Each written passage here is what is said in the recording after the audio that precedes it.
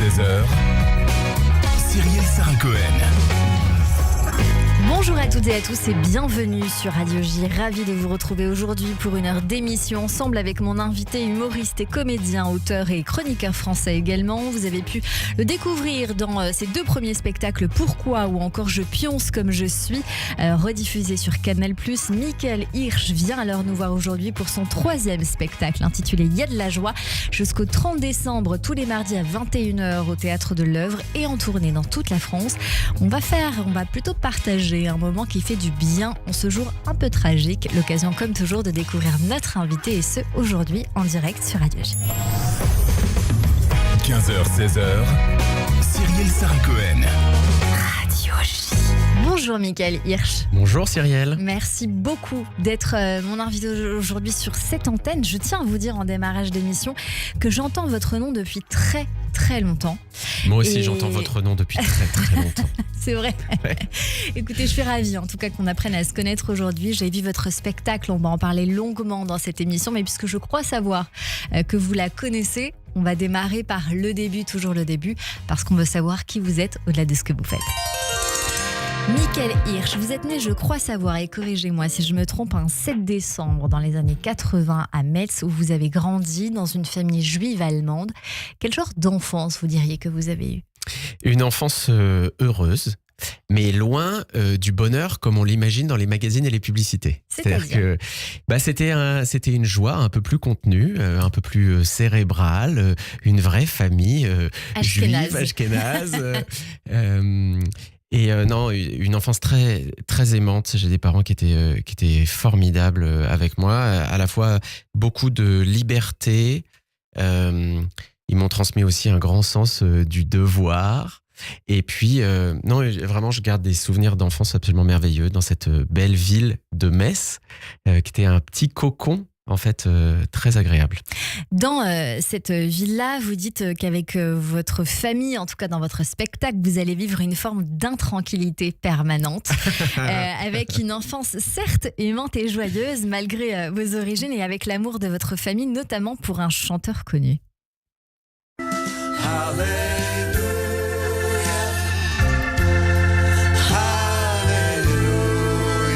Cette chanson, votre père, je crois, va la mettre à plusieurs reprises. On le voit dans votre spectacle. Du coup, ça fait de vous quel genre de petit garçon ? Eh ben, ça fait de moi un petit garçon, c'est difficile de répondre à cette question. Non, mais un petit garçon vraiment joyeux, heureux, qui rigole beaucoup, qui essaie de faire beaucoup de blagues autour de lui.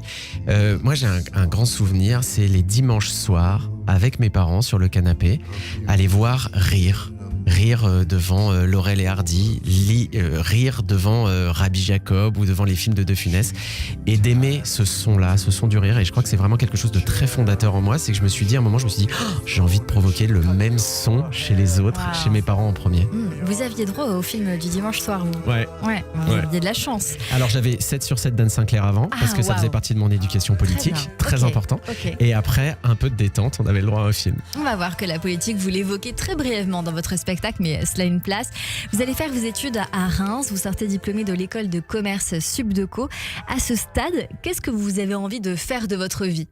Alors je me destine plutôt à des métiers créatifs parce que c'est des choses qui me parlent depuis longtemps et j'envisage de faire du marketing et de la publicité. Et puis j'ai la chance de partir un peu à New York pour travailler dans le monde de la publicité et un jour on me propose de faire une campagne publicitaire autour du hair care. Et moi je dis mais c'est super, moi j'adore les cheveux, c'est génial. Et ils me disent ah non, pas du hair care, les cheveux, du hair care. Et ma boss me pointe son nez, elle me dit des désodorisants pour toilettes. Waouh.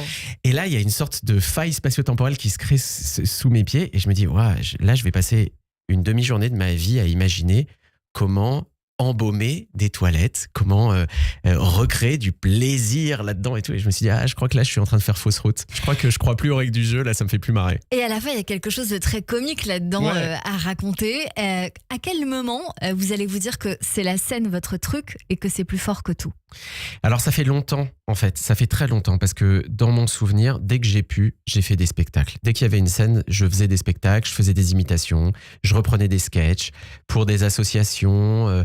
Moi j'étais scout, j'étais aux éclaireurs israélites de Les France, ouais, les EI, et je faisais des sketchs, je faisais de l'impro là-bas, et donc la scène a toujours été un endroit sur lequel je me sens heureux, je me sens bien, je me sens vivant.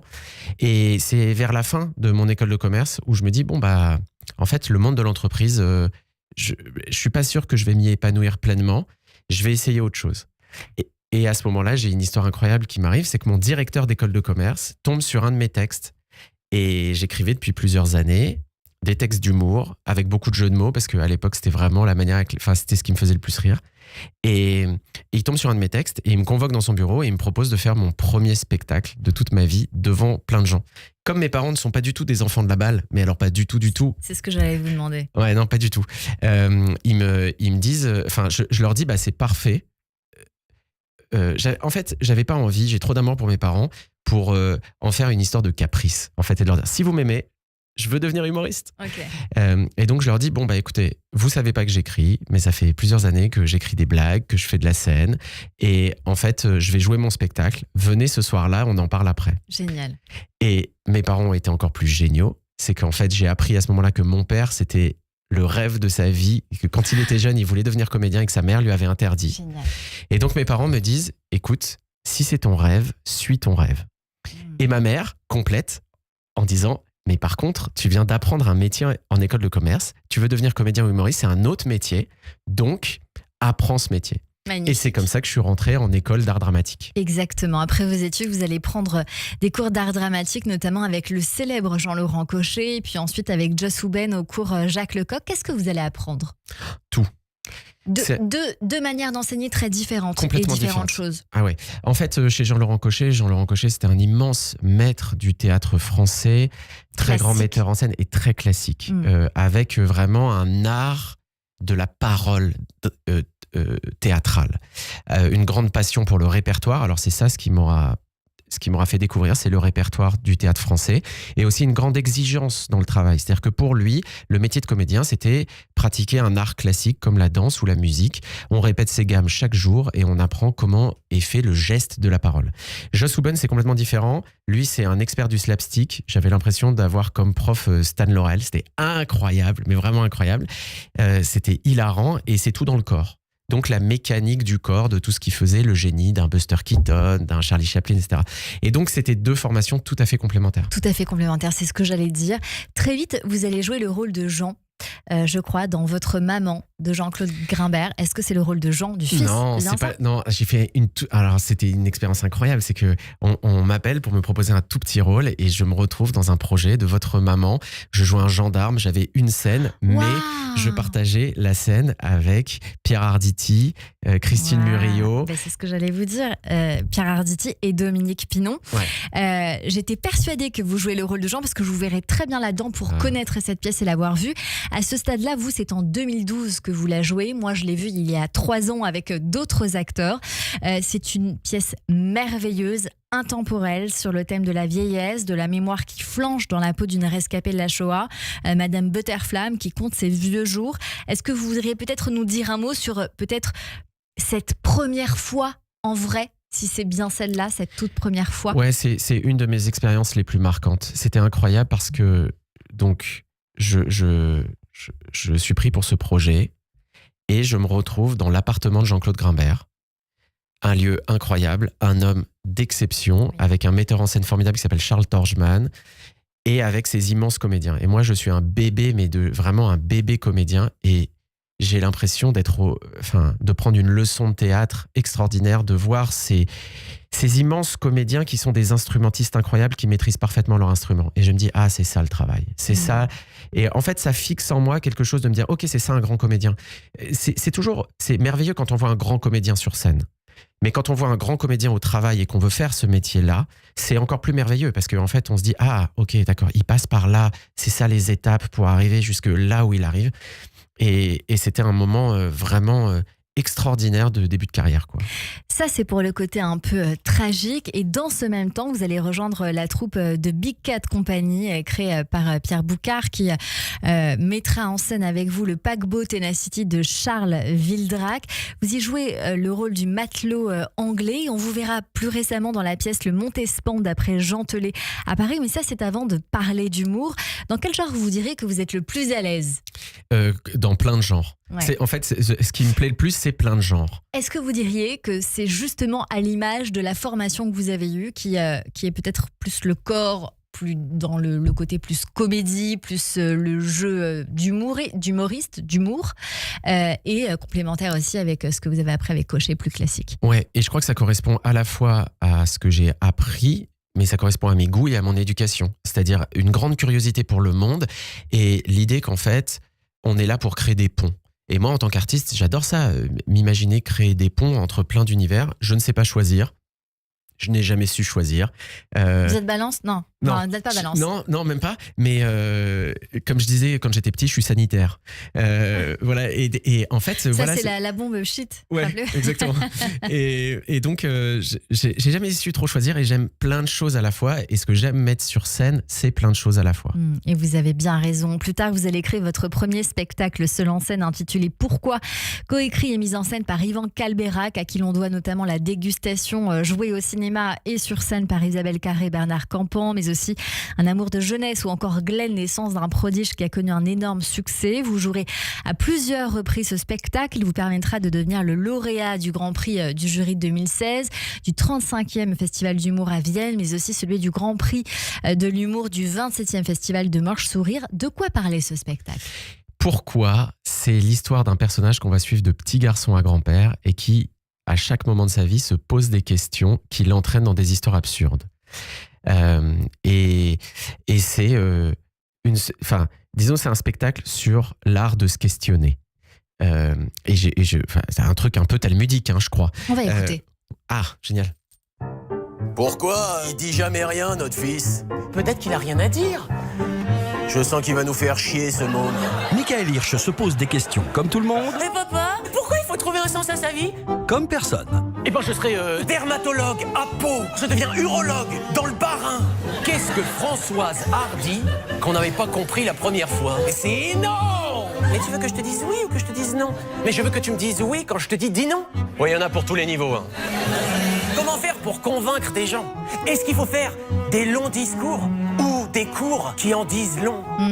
Voilà pour le côté questionnement avec un raisonnement talmudique, vous me disiez. Non, mais alors c'est ce qu'on m'a dit après, parce que moi je suis pas du tout un expert. Non, mais je pense que c'est cette idée de se questionner tout le temps, pour tout, de remettre les choses en question. C'est quelque chose qui est très ancré en moi, et de me méfier des évidences. C'est marrant parce que ça, c'est une phrase que j'ai entendue de la bouche de Charles Torjman, justement. Se méfier des évidences. Se méfier des évidences. Ah, c'est magnifique comme phrase, je crois qu'on va vraiment la garder. Elle reste en interrogation, en tout cas en moi. Michael Hirsch, par la suite, on va voir que ces interrogations vont rester, notamment dans Il y a de la joie, on en parle dans un instant. Mais par la suite, votre chaîne YouTube va être remarquée par le Huffington Post, qui va décider de publier chaque semaine vos vidéos, juste avant d'intervenir une fois par semaine sur Europe 1 dans la matinale de Raphaël Duchemin, que j'embrasse bien fort pour bien la connaître. Ce rendez-vous était intitulé « L'être ou ne pas l'être » en référence à l'écriture où la lecture est publiée en recueil aux éditions Plomb. Et je me suis demandé là, pourquoi pas un spectacle ? Des lettres ou ne pas lettres ? Alors ça m'a longtemps trotté dans la tête. Je l'ai pas fait parce qu'il y a quelque chose de un peu trop littéraire et un tout petit peu... En fait, j'avais du mal à imaginer un spectacle autour des lettres ou ne pas lettres qui puisse créer vraiment un moment avec les spectateurs et le public. Alors, pourquoi je vous pose cette question-là ? Parce que dans Il y a de la joie, je suis obligée de dire que vous êtes fantastique en Fabrice Lucchini. Ah, merci. Et c'est quand même un fil rouge assez tendu dans votre spectacle. Et pour le coup, Lucchini, c'est la lettre. C'est les lettres. On ne peut pas dire autre chose. Absolument, mais c'est un homme avant tout de spectacle. C'est-à-dire que le génie de Fabrice Lucchini, enfin à mes yeux en tout cas, c'est quelqu'un pour qui j'ai une admiration sans borne et j'essaye d'une certaine manière de lui rendre hommage. Est-ce qu'il est venu voir le spectacle? Pas encore. Alors pas il encore. faut lui écrire. Bien sûr, Vraiment. non mais c'est fait et j'espère qu'il va venir voir le spectacle. Après je suis très angoissé, presque. Il faut juste qu'il vous dise pas quand et ça se passera très bien. Ouais voilà c'est ça, et qu'il n'intervienne pas pendant le spectacle pour faire ses partitions, Alors ce qui là, est pas vous êtes très impossible. mal. Mais c'est un immense homme de scène, c'est-à-dire qu'en fait le grand enfin pour moi le génie de Lucchini, c'est de faire de la littérature un moment partagé. Et je voyais pas, moi, avec ces lettres ou une pas lettre, comment réussir à faire ça. C'était vraiment des objets, des petites pastilles radiophoniques de 3 minutes. Réussir à transférer ça sur un spectacle d'1h15, ça me paraissait difficile. On va voir que vous allez continuer de vous faire connaître sur les réseaux sociaux, mais ensuite, pendant le Covid notamment, on vous retrouvera également avec un nouveau spectacle Je pionce comme je suis, où vous campiez plus de 20 personnages sur scène, mais surtout celui d'Isidore, un super-héros moderne, un conte qui faisait rêver, sans mauvais jeu de mots. Ouais, alors en fait, moi j'ai toujours été un passionné de sommeil. Et je Vous me êtes suis familier avec Laura Domange ou pas? Ouais. Excusez-moi de vous couper, oui, bien parce sûr, que c'est on se connaît aussi avec son Laura. spectacle. Ouais, Ok. ouais, bien sûr. Et en fait, ça m'a toujours questionné que ce soit un tiers de nos vies et qu'on en parle si peu, le sommeil. Et je m'y suis intéressé. Et puis j'ai essayé d'en faire un spectacle. Et donc c'est devenu une sorte de conte moderne de cet Isidore Beaupieux, qui est une sorte de cadre dynamique, jeune, qui travaille dans une grande entreprise et qui s'endort absolument au moment où il faut pas. Et à partir de là, le monde se sépare en deux, en quelque sorte. Il y a d'un côté ceux qui considèrent que ceux qui dorment et se reposent sont des parasites. Un peu comme on a l'habitude de l'entendre aujourd'hui, c'est-à-dire des gens qui profitent du système, et d'autres qui disent c'est peut-être aussi une autre manière de voir un tout petit peu le monde et de freiner cette accélération permanente du monde. Donc on voit encore ce questionnement qui reste sur un sujet pas du tout étayé.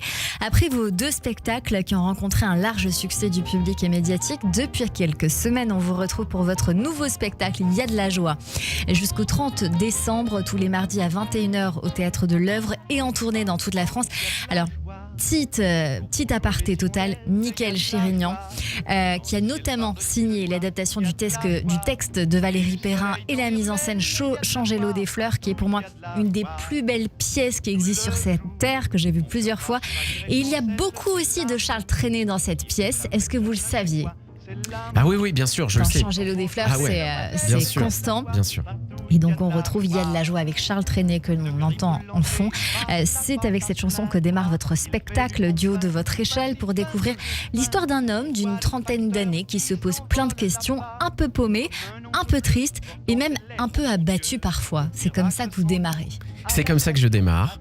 Et je viens raconter une histoire qui est mon histoire. C'est que je me suis donné 1 an pour apprendre la joie de vivre. Donc c'est une réalité. Ah, ce spectacle est le plus intime et le plus autobiographique. Est-ce que tout est vrai? Ah oui, tout est vrai. Ouais, on le sent, vous allez essayer alors plein de choses, mais sans succès. Les citations inspirantes, Instagram, les méthodes de développement personnel. Résultat, vous avez coché toutes les cases sauf celle du bonheur. Vous allez donc vous donner un temps pour tenter d'être heureux, pour retrouver cette joie de vivre qui va durer 1 année, 12 mois. Une joie de vivre avant tout qui a déjà été là ou qui a disparu ou qui n'a jamais existé. C'est la grande question que vous vous posez. Ouais, absolument. Je me regarde dans le miroir et je me dis, mais il y a des gens autour de moi pour qui la joie de vivre, ça a l'air d'être totalement évident. Et pourquoi pour moi, ça l'est pas? Est-ce qu'elle a déjà été en moi, cette joie de vivre? Est-ce qu'elle a complètement disparu ou est-ce qu'elle est en stand-by, en quelque sorte? À ce moment-là, je suppose que vous venez de nous faire entendre dans votre spectacle que vous relevez ces mémoires transgénérationnelles parce que vous êtes juif allemand, vous le dites sur scène, et on va vous dire c'est comme porter en soi la victime et le bourreau. Ouais. C'est exactement magique. ça. Ouais. Il y a une sorte d'intranquillité permanente, quoi. Il y a quelque chose qui a un tiraillement, quoi, de se dire, en fait, mes 4 grands-parents, ils viennent d'Allemagne. Et c'est très questionnant. En plus, moi, j'ai grandi à Metz, qui est vraiment à la frontière, qui est un lieu, franchement, à mi-chemin entre la France et l'Allemagne. Ça a tellement changé de camp que voilà. Donc, j'ai été baigné dans une sorte de culture germanique. Moi, mes 2 grands-mères avaient un accent allemand incroyable jusqu'au dernier jour de leur vie. Ouais. Et donc, il y a forcément des questionnements qui viennent de ça. Et puis, en fait, ce spectacle, je me suis dit, c'est un moment merveilleux pour faire le point sur ma vie. Et c'est-à-dire qu'en fait, ce spectacle, c'est à la fois un cheminement très introspectif et en même temps très documenté. Parce que j'ai passé 1 an à écrire ce spectacle, dont 7 mois à me documenter. Et c'est ce que j'allais vous demander, comment vous l'avez travaillé, parce qu'on va étayer dans un instant chaque petite partie que j'ai relevée. Ah, trop bien. Mais comment vous avez travaillé pour avoir parce que vous avez sans doute travaillé un peu comme un journaliste scientifique, c'est ce que je me suis dit. Oui, je crois, absolument. Et c'est d'ailleurs j'ai beaucoup lu des journalistes scientifiques qui parlaient justement de ces thématiques qui pour moi étaient très mystérieuses. Les émotions, le bonheur, la joie de vivre. J'ai lu et j'ai essayé de comprendre. En fait, moi, quand j'ai une idée de spectacle, c'était la même chose avec le sommeil juste avant. Je teste le thème autour de moi. J'en parle au détour d'une conversation, je regarde comment les gens réagissent. Là, on était en décembre 2023, je parle de joie de vivre autour de moi, les gens me regardent et ils disent vas-y, fais-nous gagner du temps, prends 1 an et explique-nous tout. Et c'était un moment du monde évidemment super chargé, difficile, je me demandais Post 7 octobre 2023. On est, et pardonnez-moi de vous couper, Michael Hirsch, on ne peut pas passer à côté de la date de ce jour qui est le 13 novembre, nous sommes 10 ans après les attentats de Paris qui ont fait rage, où notamment il y a eu l'attaque du Bataclan avec des centaines de morts. On vit une période un peu tragique avec quelque chose de latent un peu comme ça dans l'air. Est-ce que parler de cette joie de vivre sur scène aujourd'hui, c'est une façon de résister aussi contre ça, en plus de l'amorosité du quotidien? Bah oui. Oui. C'est comme ça quand vous l'avez testé, qu'on vous l'a dit. Ouais, c'est comme ça que je l'ai testé. C'est comme ça aussi que c'est perçu par les spectateurs. Ça, c'est quelque chose qui me touche immensément. C'est-à-dire que pour moi, le grand enseignement de ce spectacle, c'est la différence entre le bonheur et la joie de vivre. Le bonheur, c'est ce qu'on lit dans les manuels de développement personnel. C'est devenu une sorte de religion moderne, le développement personnel, dont le paradis serait le bonheur. Une sorte d'état auquel on parviendrait après avoir fait plein de trucs, on mériterait le bonheur. Et souvent, on n'y arrive pas. Et moi, je faisais partie de ces gens pour qui le bonheur n'a jamais été évident, mais c'est-à-dire, en fait, la légèreté. Je faisais plein de trucs, j'essayais plein de choses, je faisais des to-do list, des douches glacées, de la méditation, de la respiration. J'étais pas plus heureux et j'étais même moins heureux. Et ça tombe bien parce que j'ai découvert, par exemple, dans toutes ces recherches, que plus on cherche le bonheur du développement personnel, plus on est malheureux. Ça, c'est assez incroyable à découvrir. Du coup, je me suis dit, c'est super, je suis pas tout seul. Et puis, la joie de vivre, c'est une perspective tout à fait inverse. La joie de vivre, c'est de se dire, avant toute chose, même s'il y a une part de la vie qui va être tragique, il y en a une autre qui va être magique, mais la vie en elle-même, c'est formidable. C'est ça. Et c'est un peu ce qu'il faut retenir de votre spectacle. On va continuer d'en parler, mais vous parlez de quelque chose qui s'appelle la loterie du style affectif. Et j'aimerais bien que vous l'expliquiez à nos auditeurs. Alors, en fait, on se rend compte aujourd'hui que c'est un petit peu comme si avant notre naissance, on avait tiré un ticket et en fonction du résultat, notre cerveau va traiter plutôt les choses avec optimisme ou avec pessimisme. C'est ce qui fait la différence entre votre femme et vous. Absolument. Probablement. C'est une grande part de la différence entre ma femme et moi. Et en fait, une fois que ça c'est décidé, ça peut évoluer dans le temps, mais des études qui ont été faites aujourd'hui, ça ne s'inverse pas tout à fait. C'est-à-dire quelqu'un qui est né plutôt pessimiste ne deviendra pas plutôt optimiste. Là où c'est génial de l'apprendre et de le savoir, c'est qu'en fait, ça permet de contrecarrer un tout petit peu son cerveau et de se dire, en fait, là, cette information que je reçois, moi, m'effraie, mais c'est peut-être pas parce qu'elle est vraiment effrayante, c'est peut-être juste parce que mon cerveau est câblé comme ça. C'est ça la loterie du style affectif. Et est-ce que vous pensez que cette loterie, c'est quelque chose dont on hérite ? C'est très difficile de répondre à cette question. Alors, je mets d'autant plus disons, je suis humoriste. Donc, excusez-moi, chers auditeurs, j'ai pas les réponses à tout. Mais en tout cas, c'est sûr qu'il y a un héritage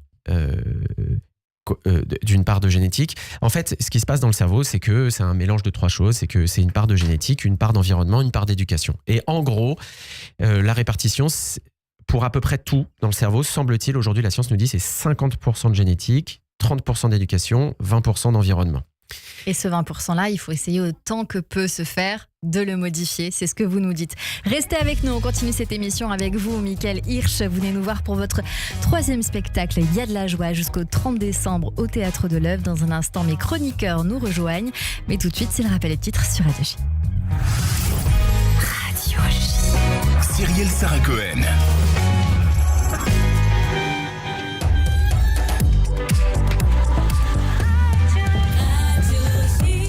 16h30 sur Radio J. Bonjour et bienvenue. Tout de suite, le rappel des titres avec Nina Alouche.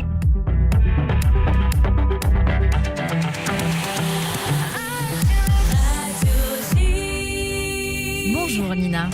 Bonjour Cyrielle, bonjour à toutes et à tous. À la une de l'actualité, le Hamas et le djihad islamique annoncent qu'ils transféreront le corps d'un otage décédé à 20h heure locale. Les groupes terroristes affirment que le corps a été retrouvé aujourd'hui au nord de Khan Younes. L'identité de l'otage n'a pas été précisée. Benyamin Netanyahou affirme qu'il ne demandera pas de grâce lors de son procès pour corruption si cela implique d'admettre sa culpabilité. Il affirme que ce procès nuit aux intérêts d'Israël et des États-Unis et qu'il doit pouvoir se concentrer sur des questions essentielles pour l'avenir du pays et de la région. Benyamin Netanyahou est poursuivi pour corruption, fraude et abus de confiance dans 3 affaires distinctes. Son procès, commencé en 2020, n'est pas encore terminé. Israël cherche à conclure un accord de sécurité de 20 ans avec les États-Unis fondé sur le principe l'Amérique d'abord. Le protocole d'accord actuel entre les États-Unis et Israël d'une durée de 10 ans expire en 2028. Il prévoit une aide d'environ 4 milliards de dollars par an à Israël et est le 3e accord de ce type signé entre les deux pays. Israël a proposé un accord de 20 ans incluant l'utilisation d'une partie des fonds pour des projets de recherche et de développement conjoints avec les États-Unis. 10 ans jour pour jour après les attentats du 13 novembre. La menace terroriste est toujours très élevée, assure le ministre de l'Intérieur Laurent Nunez. Même si le type d'attaque comme celle qu'on a connue est moins probable, un risque lié à des individus présents sur le territoire national qui se radicalisent persiste, a précisé le ministre de l'Intérieur. Le procès en appel de Nicolas Sarkozy dans l'affaire du financement libyen de sa campagne se tiendra du 16 mars au 3 juin, annonce ce matin du parquet général. Le 25 septembre, le tribunal correctionnel de Paris l'a reconnu coupable d'avoir volontairement laissé ses proches demander à Mouammar Kadhafi de financer en secret sa campagne présidentielle de 2007. Il avait aussitôt fait appel. Et merci beaucoup Nina Alouche. On vous retrouve à 16h pour le journal plus complet. Tout de suite une courte pause et c'est la suite de notre émission avec mon invité Michael Hirsch et mes chroniqueurs sur Radio J. Le Club Imo Radio J, Marc Ezrati. Bonjour, c'est Marc Ezrati. Je vous retrouve tout à l'heure avec le Club Imo à 16h05 sur Radio J. Des invités exceptionnels, des analyses éclairées, un tour du monde de l'actualité. C'est cet après-midi, 16h05 et c'est uniquement sur Radio J. Radio J. Radio J. Vous écoutez Radio J à Paris sur 94.8 en DAB+, et sur notre appli Radio J. Radio J. Radio J. 15h-16h. Cyrielle Sarah Cohen.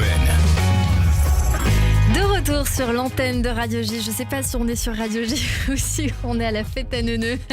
Merci beaucoup Benjamin Arnaud. Merci beaucoup de passer votre après-midi avec nous jusqu'à 16h avec mon invité aujourd'hui, Michael Hirsch, pour son spectacle Il y a de la joie jusqu'au 30 décembre, tous les mardis à 21h au Théâtre de l'Œuvre et en tournée dans toute la France. Vous décidez alors de vous donner un challenge, on va dire ça comme ça, Michael Hirsch. 1 an pour apprendre la joie de vivre. Qu'est-ce qui a été le déclencheur au-delà de tout ? Ah bah au-delà de tout, c'est cette phrase de ma femme qui, au détour d'une conversation totalement anodine, me dit « Mais Michael, la joie de vivre, c'est pas ton truc ?» Et moi, je me dis « Bah si, évidemment, c'est mon truc. C'est le truc de tout le monde. » Et je pose la question autour de moi, à mes copains, et je leur dis « Bah, il paraît que la joie de vivre, c'est pas mon truc. » Et silence total. Et je me dis « Ah oui, bah c'est vrai, mais c'est pas tout à fait une surprise. Si je regarde derrière moi, c'est vrai. C'est pas tout à fait une surprise. » Et donc, c'est l'élément déclencheur. Et puis le deuxième élément déclencheur, quand même, c'est l'arrivée de ma fille. Qui a été un moment de grâce absolue. Je n'avais jamais réalisé avant ce moment d'accouchement à quel point la vie c'était quelque chose d'extraordinaire et de magique. Et je me suis dit cette petite fille a pas à arriver sur cette terre avec mon fardeau à moi.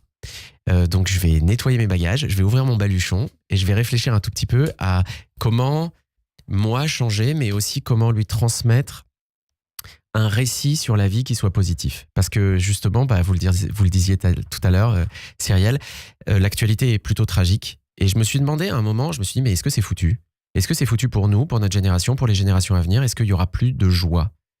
Et puis, il y a eu comme ça plein de faisceaux d'indices. Par exemple, après le 7 octobre, des amis en Israël, des des Israéliens, des Arabes israéliens aussi, à qui je posais la question de la vie sur place. Et je connais bien ce pays et je sais à quel point ils ont un sens de la résilience incroyable et à quel point ils savent être joyeux même dans les moments tragiques. Et j'ai partagé ce questionnement avec une copine à moi qui est libanaise. Et je lui racontais ça, elle me dit mais c'est pareil chez moi. Elle me dit c'est pareil, quand on vit à Beyrouth, quand on a vécu à Beyrouth, en fait on est tous comme ça. C'est-à-dire en fait on connaît quasiment ce switch on, switch off, de passer du tragique à la joie. Et je me suis dit mais là il y a quelque chose d'extraordinaire à apprendre aussi pour la génération à venir et pour notre génération.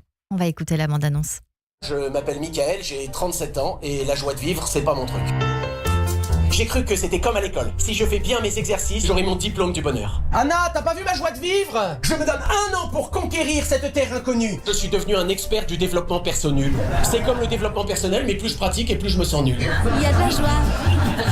Bonjour les hirondelles. Je peux pas y arriver tout seul, je vais avoir besoin d'un ami. Un ami que je payerai. Un psy. Ce sourire, seulement 3% de la population mondiale peut le contrôler. Ce sourire se manifeste par la contraction des muscles orbiculaires qui provoquent les rides du rire. Ça te dit de faire une pause? En ce moment, j'orbicule. On considère qu'il faut 10 bonnes nouvelles pour contrer une seule mauvaise nouvelle. Pour 5 minutes de BFM, il faudrait 50 minutes de Gulli. Ce soir, pour le réveillon, je suis prêt à briller par ma joie de vivre. J'ai hâte de voir ça. Et vous avez hâte de voir ça. Il y aura 2 phrases assez magiques. Juste après cela, vous allez lever votre verre à la vie qui n'est jamais ce qu'on attend d'elle, mais il paraît que ça pourrait être pire. À la France qui va très mal, mais qui n'est plus aux mains des nazis. C'est ce que vous dites.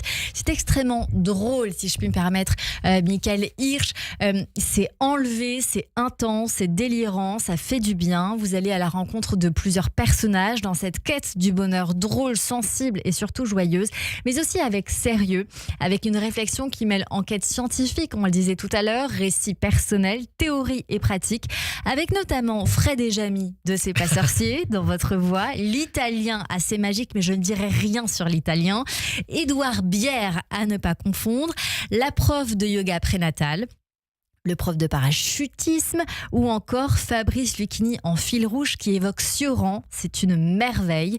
Et forcément, j'aurais envie de vous demander quelle phrase de Sioran pourrait-on retenir dans votre spectacle? Ah, alors, bon, celle qu'il faut retenir de Sioran, qui n'est pas la plus drôle, mais qui me semble être la plus définitive par rapport au spectacle, c'est espérer, c'est démentir l'avenir. C'est ça, c'est celle que j'ai notée. Comment vous la comprenez, cette phrase? Qui est quand même complexe. Ouais, qui est complexe. C'est que, en fait, espérer, c'est un acte de foi, je crois. C'est une petite folie humaine, encore plus en ces temps troublés. Et espérer, c'est déjouer ce qui paraît évident. Ce qui paraît être ce qu'il y a de sombre et qui nous attend. Et aujourd'hui, on entend beaucoup de choses terribles et sombres et on se dit que l'avenir est tragique. Et espérer, c'est essayer de détourner un peu le chemin et de créer un autre possible. Il y a une autre phrase également, dans la peau de Fabrice Lucchini, qui est votre psy sur scène. Oui, absolument, qui vous demande 100 € et toujours en espèces. Il vous qui est donc un vrai psy. Tous les psys qui nous écoutent là savent et disent peut-être même 100 €, c'est pas assez. Alors écoutez, c'est ce que j'allais vous dire, parce que avant d'entamer ces 12 mois de travail pour être heureux, vous avez décidé d'aller voir ce fameux médecin qui vous propose de vous changer les idées. Et est-ce qu'il vous a, dans la vie, est-ce que vous êtes allé réellement le voir et est-ce qu'il vous a réellement aidé à écrire ce spectacle? Parce que 100 € la séance, ça fait quand même beaucoup. C'est pour ça qu'il faut venir voir le spectacle, j'ai des dettes à rembourser. C'est une très bonne réponse. Est-ce que vous pensez que vous avez réussi à surmonter, je ne veux pas dire le reste, mais à avoir cette joie de vivre aujourd'hui? Est-ce que les 20%, ça vaut le coup? Ah ouais. Ah oui, vraiment, c'est un changement de vie. Qu'est-ce que vous avez mis en place, Michael Hirsch, concrètement? Alors, concrètement, déjà cette petite méfiance vis-à-vis de mon propre cerveau et vis-à-vis de ce que je vois. Et puis, ce que j'ai mis en place concrètement aussi, c'est un petit carnet que je tiens, j'en parle dans le spectacle. Donc c'est une réalité, ce petit carnet. C'est une réalité, ce petit carnet. Ce petit carnet, c'est un petit carnet dans lequel j'écris tout ce qui me met en joie. Et ça paraît totalement anodin comme petit geste, mais en fait, ça permet en quelque sorte de resculpter son cerveau. Est-ce que vous écrivez dans ce carnet ce qui vous met en joie une fois que c'est réalisé, ou quand vous voulez le réaliser, ou ce qui vous met en joie de façon générale, pour être très concret? Les deux. Les deux, parce qu'en fait, ce qu'il y a d'extraordinaire, c'est que notre cerveau ne fait pas la différence entre la fiction et la réalité. Ça veut dire qu'il y a à la fois les expériences de vie qu'on mène. Par exemple, là, je vais rentrer après et je vais noter dans mon petit carnet, faire une interview avec Cyrielle sur Radio J. Et à la fois, je vais pouvoir imaginer que cette interview a duré 1000 ans et donc écrire une phrase en dessous, imaginer que l'interview a duré 1000 ans. Et les deux, en fait, contribuent au fait d'améliorer la joie de vivre. Améliorer la joie de vivre, c'est améliorer son humeur sur le temps présent, mais c'est aussi améliorer, en quelque sorte, ses circuits neuronaux et se recabler un tout petit peu vers le bonheur. Qu'est-ce que c'est alors pour vous la joie de vivre, Michael Hirsch ? Alors c'est ça qui est extraordinaire, c'est que je découvre avec toutes ces lectures que la joie de vivre, c'est français. Qui aurait imaginé ça ? Mais oui, c'est nous qui l'avons inventé. C'est Flaubert, plus précisément. Bon, c'est nous. Voilà, c'est nous, Français. Flaubert, c'est le patrimoine français. Et c'est merveilleux parce que c'est Flaubert qui imagine cette expression, la joie de vivre, au milieu du 19e siècle, qui est quand même un 19e siècle franchement âpre et sombre. On est plus proche des mines de charbon que de Disneyland Paris. Et il arrive à inventer ce concept. Pour moi, il y a quelque chose de très français, c'est-à-dire c'est l'idée de mélanger des petits plaisirs avec la profondeur de l'existence. Ça me fait aussi beaucoup penser, moi, à une philosophie assez juive de la vie, c'est-à-dire de savoir profiter de savoir profiter de petits moments et de se rappeler sans cesse à quel point la vie est un phénomène complexe, fragile et profond. Et vous dites que la question ça va, c'est la jauge de la joie de vivre des autres, c'est merveilleux. Évidemment, il y a beaucoup de choses dans ce spectacle, mais ce qu'il faut retenir, c'est qu'on est quelque part responsable de sa joie de vivre et pas forcément de son bonheur, parce qu'on a compris qu'il faut les dissocier. Beaucoup de choses que j'aimerais juste dire sans forcément aller jusqu'au bout pour que les auditeurs viennent vous voir. La recette de départ a priori pour être heureux, un temps, la joie de vivre, un temps, c'est la nourriture, l'intimité et sourire. Mais l'habitude arrive forcément à un moment, donc il faut travailler autre chose. La mauvaise humeur se nourrit de la mauvaise humeur. Comment lutter contre ça ? On vient voir votre spectacle, Michael Hirsch. La culpabilité, c'est du troc. On apprend avec vous qu'on a 19 sourires possibles pour les découvrir. On vient vous voir, mais un seul est sincère et authentique. Et que 3 types de larmes existent et que frôler la mort permet de renforcer la joie de vivre. C'est bien dit ? C'est incroyable, merci. C'est-à-dire que moi j'avais l'impression d'avoir fait déjà un résumé colossal. J'avais résumé 1 an de recherche en 1h15 de spectacle. Cyrielle vient de vous résumer 1h15 de spectacle en 20 secondes. C'est prodigieux. Et je terminerai par dire, tout s'arrange, toujours, même mal. Ça permet de relativiser évidemment et qu'il faut surtout s'en foutre parce que comme vous l'avez dit, la vie parfois c'est tragique mais parfois c'est magique. Est-ce que vous aimez la musique, Michael Hirsch ? J'adore. Eh bien on va la découvrir et aujourd'hui c'est celle de Fabien Martin. Radio J.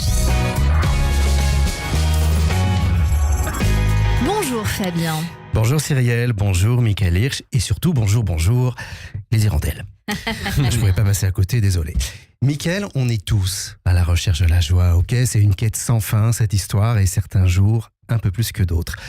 Mais comme on est là aussi pour se refiler nos petits secrets, nos tips, je me demandais si vous, la musique, c'est un truc que vous aviez vraiment testé et si vous faisiez partie de la team, quand ça va pas très fort, qui préfère écouter des chansons tristes, histoire de s'enfoncer un peu plus dans le fond du canapé.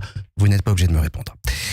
À mon avis, à mon humble avis, pour trouver la joie, on a besoin de 2 choses, la douceur et l'énergie. Alors je vais vous en servir tout de suite une petite dose en musique. Bien sûr, on commence par la douceur avec Mavis Staples. C'est sa voix qui va vous envelopper comme une couverture en mohair. Elle vient de sortir à 87 ans, un album somptueux. Vous avez un chat, Michael ? J'ai un chien.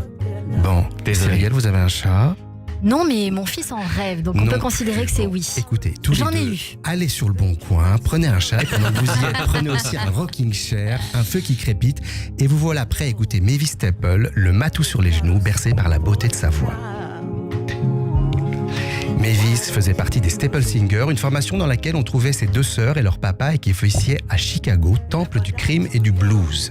Elle a passé sa carrière à chanter, à écrire des standards de la soul music, du gospel, mais aujourd'hui elle se tourne vers des auteurs et compositeurs vivants ou disparus plutôt issus de la pop et de la folk music comme Tom Waits, Frank Ocean ou encore Leonard Cohen, comme ici avec ce titre extrait. Say their prayers out loud, but they've summoned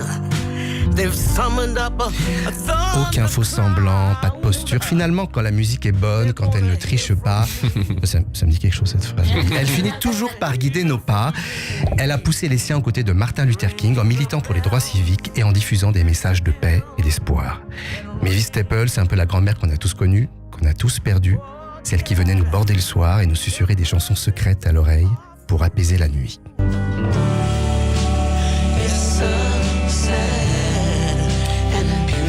Bon, bien s'endormir le soir, c'est important, mais se réveiller le matin, c'est cool aussi. Donc, je vous propose de traverser l'océan Pacifique pour aller du côté de Sydney et retrouver un groupe que j'ai découvert par hasard sur une playlist. Ça s'appelle Royal Otis et c'est la réunion de deux garçons, un chanteur, un guitariste, qui font de l'indie pop rock. Bon, je vous mentirais si je vous disais que ces types ont inventé un nouveau style, qu'on n'a jamais entendu ça auparavant, mais à chaque fois que j'entends des gars ou des filles qui chantent des bonnes chansons accrocheuses, efficaces, sans prétention, avec l'insolence de leur jeunesse, je tombe dans le panneau. Ça donne l'impression qu'on va pouvoir faire du skate à la cool, avec une canette à la main, sans risquer de se casser un truc. Alors bon, c'est peut-être pas révolutionnaire, mais franchement, quand ça groove bien, on s'en fout un peu de la révolution, non ? Les ingrédients sont simples. Mélodie accrocheuse, fédératrice comme savent le faire Phoenix, MGMT, guitare bien en avant qui pourrait faire penser à The Cure ou à Beck, des voix et des synthés passés dans des reverbs hyper larges qui rappellent Tame Impala, ah bah tiens des Australiens aussi comme par hasard. Eux se définissent comme faisant de la bedroom pop, la musique comme celle de Billie Eilish, qui s'enregistre dans les chambres de nos ados et non plus dans des studios à $1000 la journée. Et croyez-moi, ça n'empêche pas de faire des tubes. C'est une musique du moment, du lâcher-prise. Et la joie, Michael, elle est peut-être là aussi dans l'instant présent, bien sûr. La simplicité dans la vibration d'une chanson bien foutue. Soyons sympas avec eux parce qu'en tournée, même quand ils ont du temps libre, leur pays est tellement loin de tout qu'ils ne rentrent même plus chez eux. Royal Otis, c'est donc leur deuxième album. Peut-être qu'on en reparlera plus dans 2 ou 3 ans, mais c'est pas grave. Tout n'est peut-être pas fait pour durer, mais tout est là pour être vécu. Alors vivons, profitons, tant qu'il y a du soleil dans les ruelles et du ciel par-dessus les toits. Merci 1000 fois Fabien Martin pour cette chronique tout en émotion et en même temps en révolution. Merci beaucoup. On se dit à la semaine prochaine sur Radio J. Tout de suite, c'est le billet du jour avec Sarah Elbaz.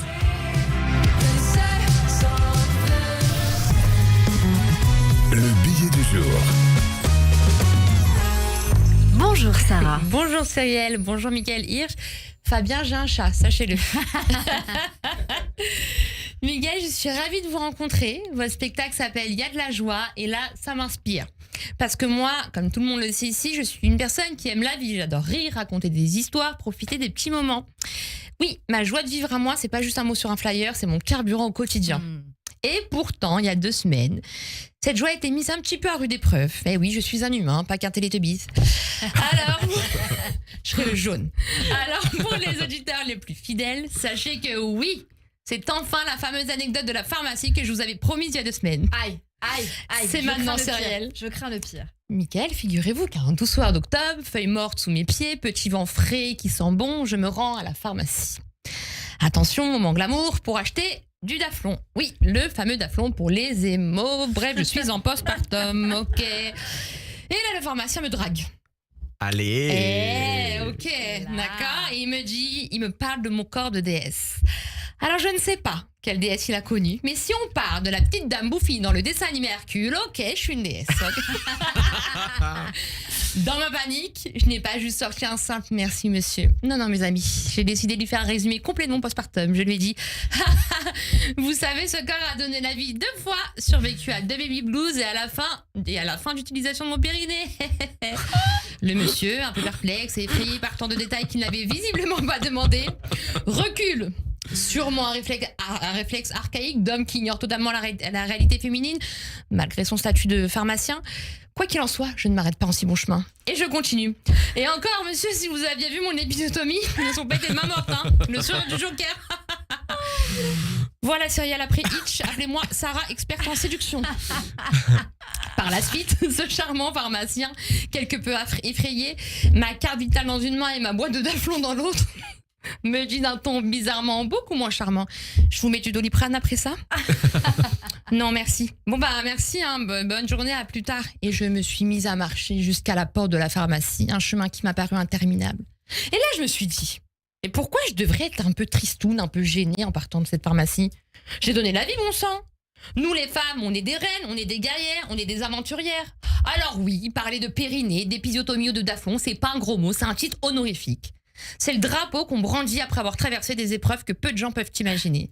Et si vous y pensez bien, qu'est-ce qui pourrait mieux symboliser la joie de vivre que de rire de soi-même après tout? Michael, votre cas de la joie m'inspire. Parce que la joie, elle n'est pas toujours propre, pas toujours polie, pas toujours parfaite. Parfois, elle est drôle, un peu crue, un peu gênante.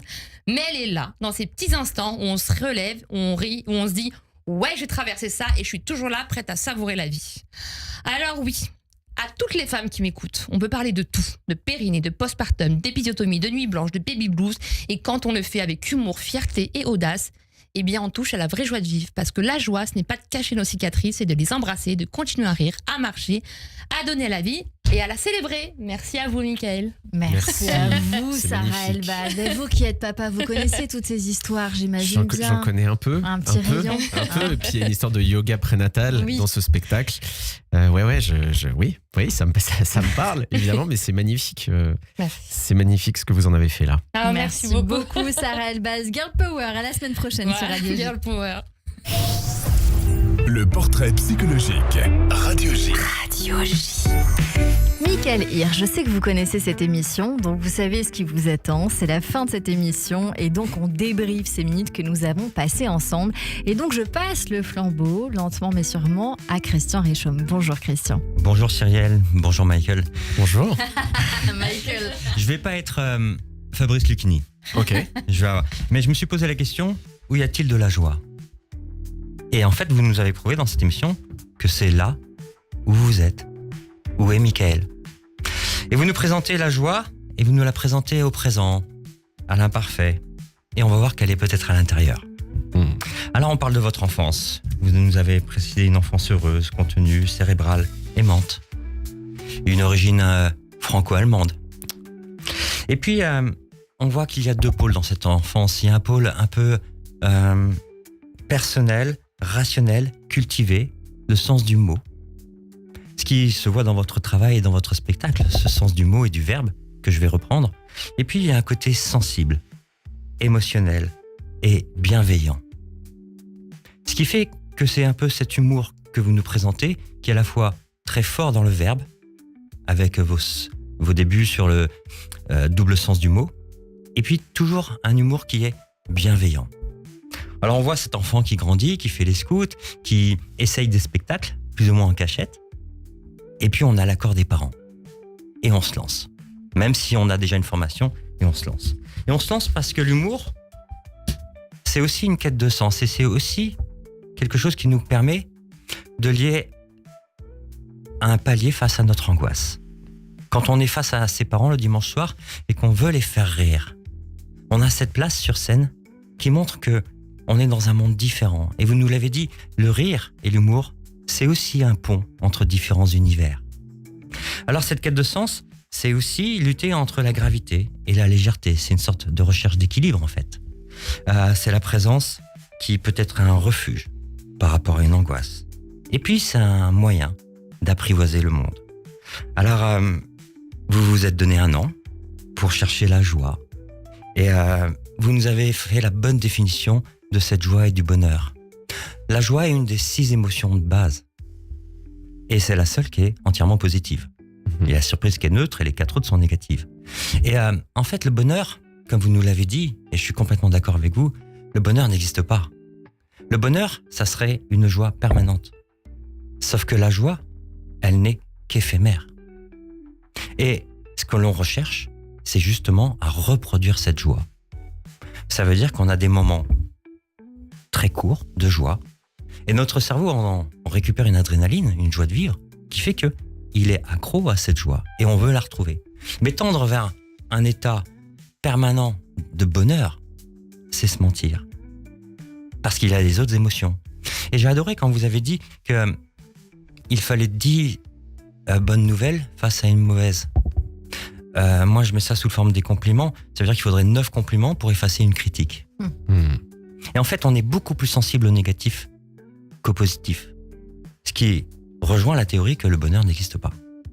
Mais on peut cultiver cette joie.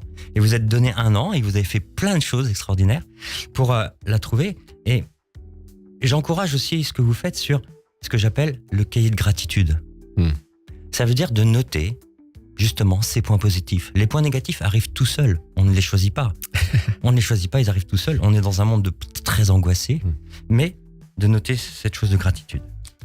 Alors sur Radio J, qu'est-ce qu'on a appris de vous aujourd'hui? Et je vais faire une phrase en allemand. Es ist ein Hirsch. Ça veut dire c'est un cerf.